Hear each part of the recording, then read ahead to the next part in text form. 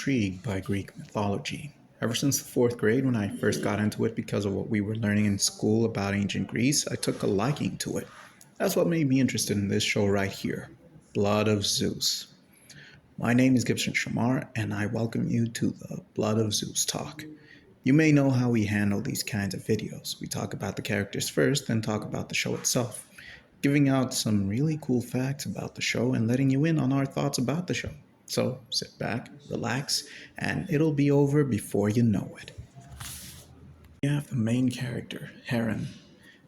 He's a demigod son of Zeus, who is part of a prophecy that foretells of a hero who will save Olympus and Earth. He's a kind guy, considerate, unashamed, strong-willed, and pretty powerful. We get hints at different points where he displays powers of control over lightning, like his father.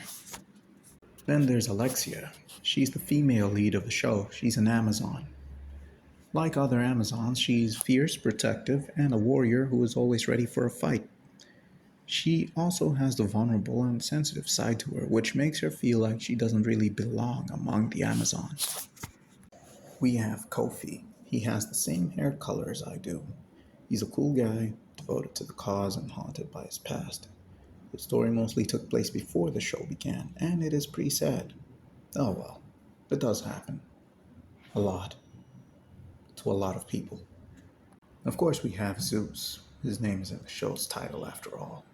He's the king of the gods and the root cause of all the problems that take place in this show. Without Zeus's antics, none of these things would have taken place and everyone would be living in peace. But Zeus just can't control himself. He has the power to control lightning. He's caring, loving, strong-willed, and very vulnerable, emotionally speaking. Hera. Oh, Hera. She's the goddess of marriage. She is a woman scorned whose fury hell has none like. She is Zeus's wife and has purple hair. Not that kind. Don't worry about it. She's beautiful, feisty, vengeful, crafty, and kind of shallow a lot of the time. She commands the respect that a queen would have, and she definitely has no fear when it comes to using her powers. She basically causes all the drama that goes on in this show because she's sick and tired of Zeus always getting random women pregnant. Yeah, I get you, lady. Your brother should just stop going after other women because he's married to you. Did I say brother? Yes, I did. Isn't that cute? But it's wrong! Hades. He's the god of the underworld. He watches over all the souls that end up there, and through the court system he has in place there, people are subjected to either torment or paradise, depending on the deeds they did when they were alive. He's typically portrayed as evil in the media, but this show went with mythological accuracy over the typical Hollywood appeal. In other words, Hades isn't evil. He's just a kind, isolated guy who wanted company. He found it with his dearly beloved Persephone, who bore him 2 children. They created a family that he loves very much. Persephone, she is the goddess of vegetation. She's also the queen of the underworld due to her marriage to Hades. She's a devoted wife who lives in a very healthy relationship despite the way in which it is said to have started. In the myths, anyway. She's shown to be innocent and naive, but then we're proven wrong with time, and she is shown to be a brave soul who would face anyone in combat if it meant keeping her family safe. Unfortunately for her, the powers she wielded and how she used them were not enough to ever defeat the enemies she fought against, but she gets a lot of points for trying. Cronus. He is the former ruler of the heavens. Zeus was the one who stopped him. He is, in mythology, thought to be the god of the harvest. We all know him as some kind of time god, but that is not the case here. He's always in giant form and doesn't really explore his powers as a giant. He just does typical giant things and sits back while others are fighting and dying for him, or even against him. He's cold, evil, dark, and scheming.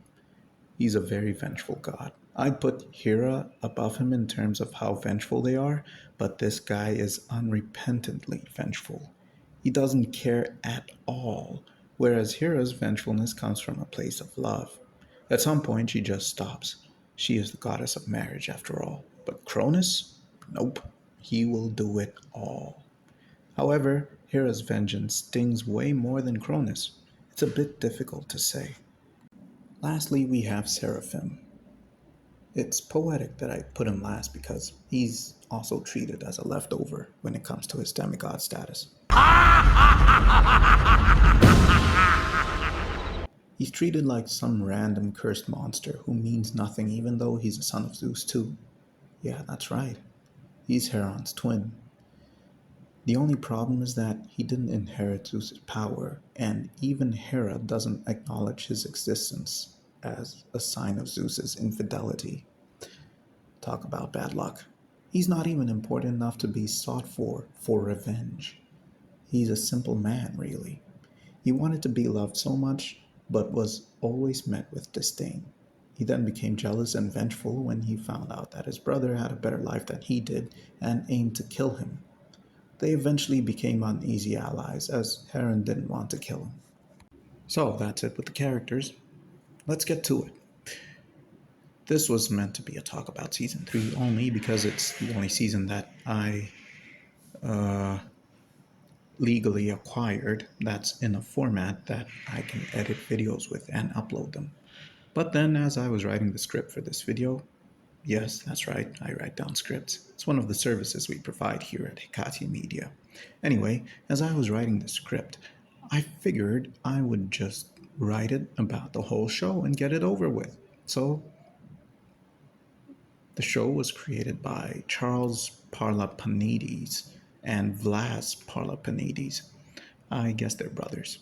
They're Americans, but their father is of Greek descent.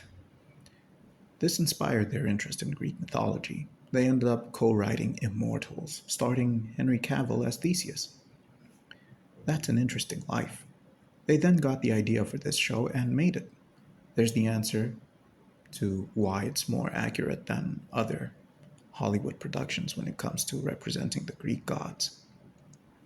I like how they made Hades a sympathetic character rather than a villain of the show. I also liked how they delved into the vengeful nature of Hera, almost making her the main villain of the show, and then having her still go back to Zeus because she loves him. That's the nature of their relationship. There's nothing about her being brainwashed or something. She just always ends up going back to him because she loves him that much. He also loves her. His problem is that he's controlled by lust. That stuff gets the better of you all the time, man. You have to learn how to control it. Of course, I can't tell a deity about that. I'm telling you, dear viewer. I'd like to say that the flow of the story is good, but I didn't really find it to be good. It wasn't. A lot of the time it felt rushed. A lot of the time there was no proper payoff to the things that were built up. The seasons were also very short. I mean, the show had 3 seasons and only 24 episodes. Come on, man. I know that it's a Netflix thing to have ridiculously short seasons for their shows. It's one of the creative differences that they had with Disney when they were dealing with the MCU shows. But sometimes Netflix has to learn that their model doesn't work for everything. There are shows that need more fleshing out, and this was one of them. The Greek pantheon is vast, and the show missed several opportunities to show us more of these deities because they only had 8 episodes a season.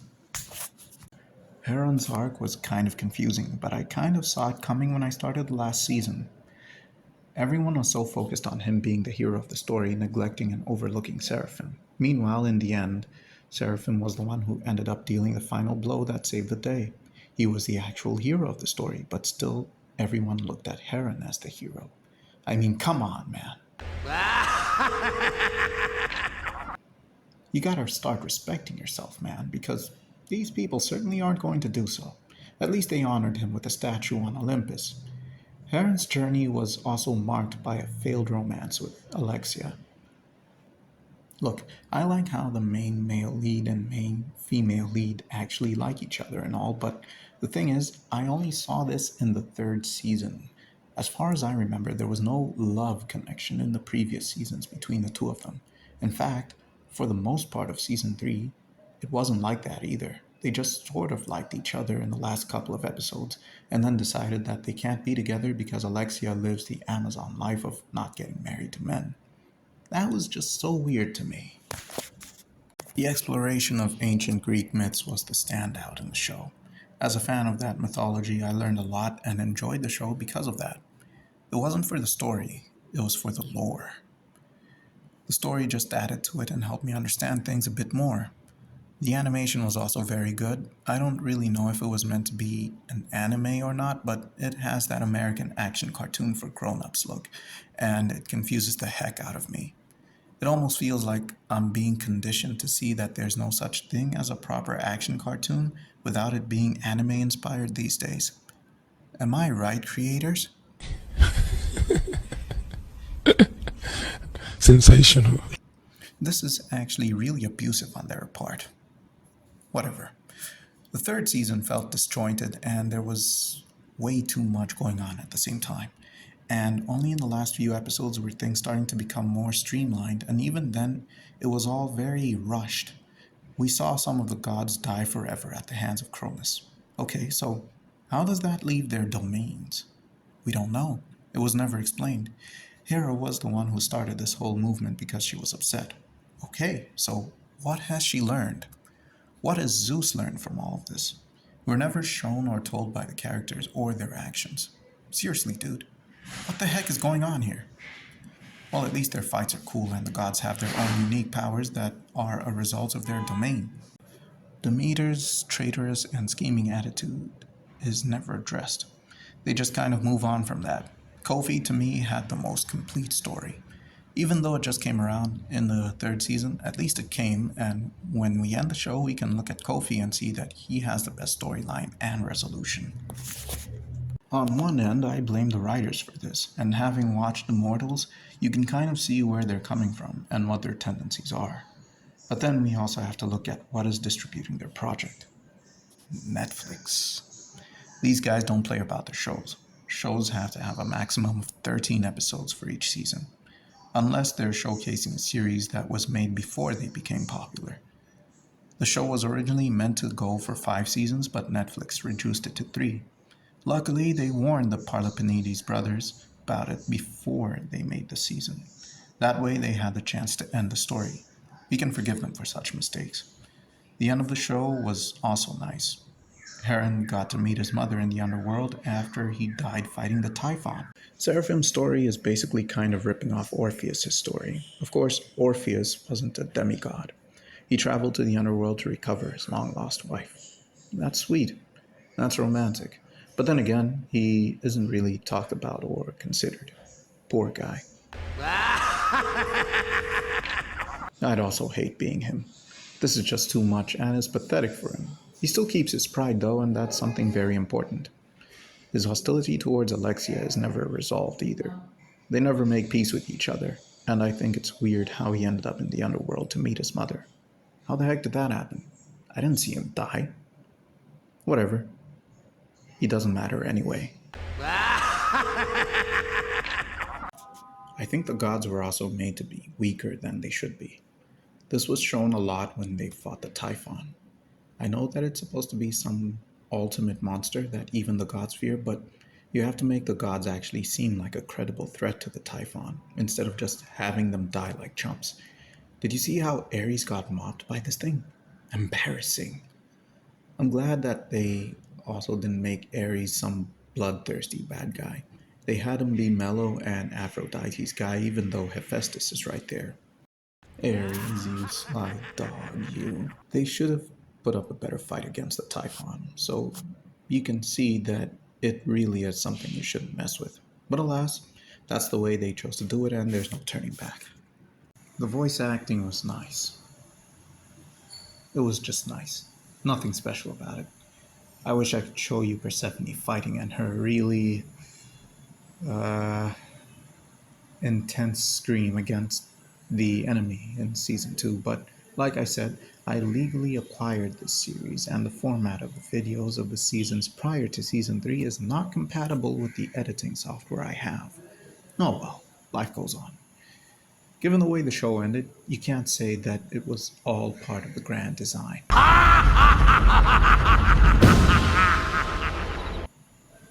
The creators did a good job with the time they were given, and I hope that they get to create more shows. Since they're so interested in Greek mythology and do things accurately, they could make a short animated series based on the Greek myths. There are so many of them, and I'm sure they have a good enough reputation to be trusted with such. My favorite character in this show is Kofi. He's just a chill guy who acts because he has his code of honor. I also have one, so I respect his character for having the same thing. It's not about him having the same hair color as me. Please don't get things mistaken. I like him because of his attitude and his actions. His personality helps too. The guy is just really cool. I don't really have a favorite episode. The show just felt like one continuous adventure, so I didn't really see how I could have a favorite episode. That's it with me about the show. That was the Blood of Zeus Talk. Please, guys, come back and watch other videos that we'll be releasing. We'll be releasing a lot of them. You have a schedule for these things. So, check out our Facebook page, our Instagram page, and our blog. We're going to get things done and grow, guys. One day, we're going to be big, and it'll all be thanks to you. Have a good day.